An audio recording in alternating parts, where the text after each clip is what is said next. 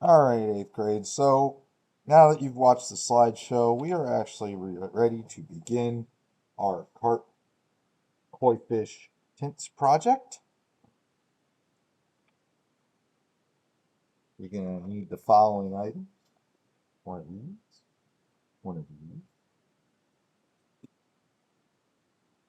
your scissors, your pencil, and your skinny Sharpie. Those are in your bags. And the first thing you are going to do is you are going to cut these items out very smoothly and carefully. Since they are nice and simple, you should not have a problem doing this. So pause the video, cut these 4 items out. They are going to be our fish's bodies.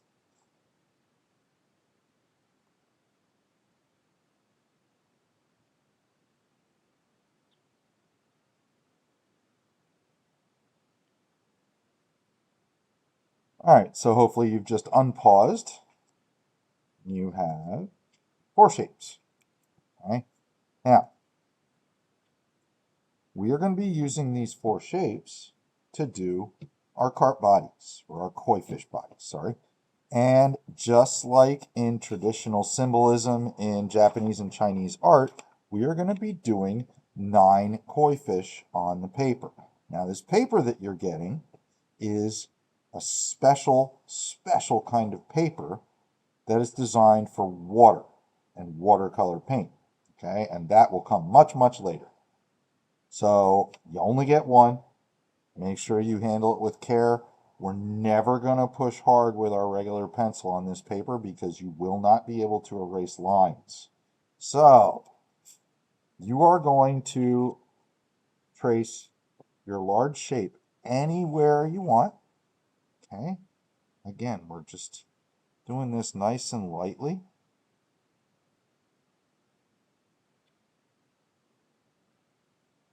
All right.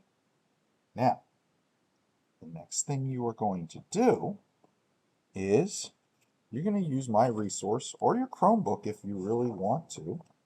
And we've now created the koi fish's body. So now we need to give it its fins and its tail and its little whiskers, okay? And its spots too. So you are going to simply look at the resource I gave you and extend these lines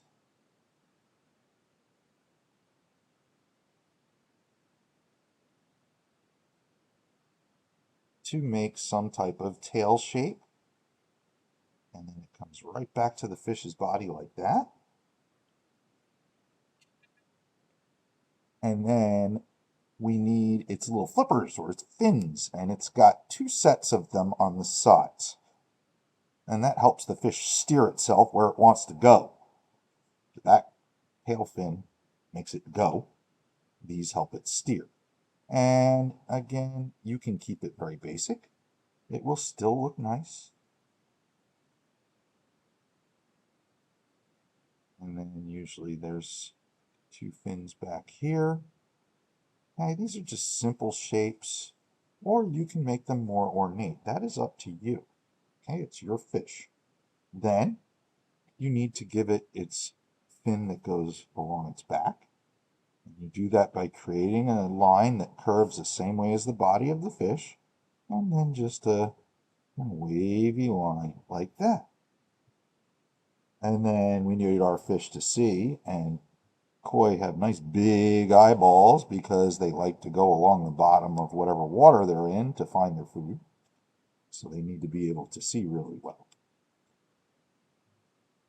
2 ovals at the side of the head, and then their little whiskers, and you can make them simple or you can make them wiggly and wavy. That is up to you. We're almost done with our first koi. Now we're going to give it its spots, and these are very important because we're going to be doing some stuff with these spots later. The spots will come from the edge of the body up towards the middle dorsal fin. Or you can make some of them, if you have space, kind of floating on their own. And they should all be a little bit different. We are only doing the spots in the body area of the fish, not in the head or the tail.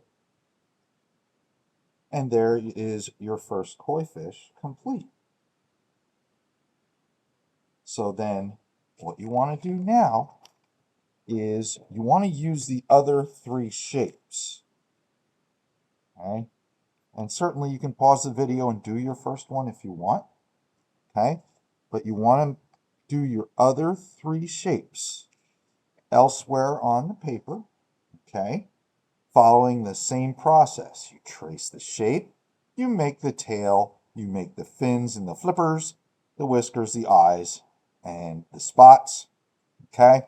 Until we have 9 different koi fish on the paper. Okay? We're only going to use this large one once because I'm afraid that you won't be able to fit the rest of them on here if you keep using this.